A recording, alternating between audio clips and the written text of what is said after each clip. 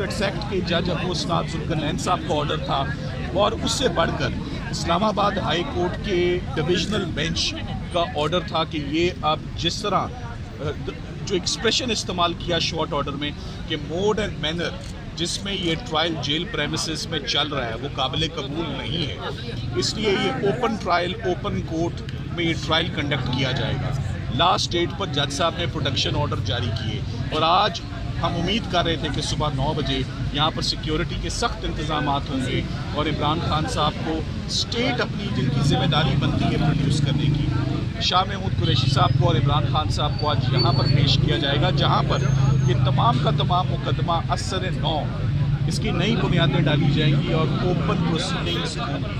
खान साहब को क्या थ्रेट्स हैं? ये खान साहब इसी कोर्ट में जब कहा गया था गिरफ्तार करके पेश किया जाए, नाकाबिल ज़मानत तुरंत गिरफ्तारी जारी हुए थे, 3 माह बाद क्या हो गया सर?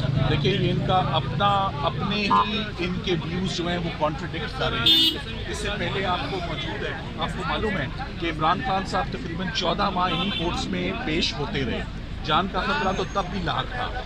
अब उनको प्रोड्यूस करना गवर्नमेंट की जिम्मेदारी है, स्टेट की रिस्पॉन्सिबिलिटी है, जेल हकाम की रिस्पॉन्सिबिलिटी है, आईजी इस्लामाबाद की रिस्पॉन्सिबिलिटी है। और उन्होंने बड़ा एक वेग सा लेटर आज जारी किया क्योंकि कुछ सिक्योरिटी के खदशात हैं, हम उनको पेश करने से कासिर हैं। मेरा ख्याल है कि बहुत सख्त कार्रवाई होने वाली है और होनी चाहिए उन ऑफिसर्स के खिलाफ। कौन करेगा? देखिए ये कार्रवाई हम उम्मीद करते हैं कि जिस कोर्ट से अभी बाहर निकले हैं पहली उम्मीद तो वहीं से है।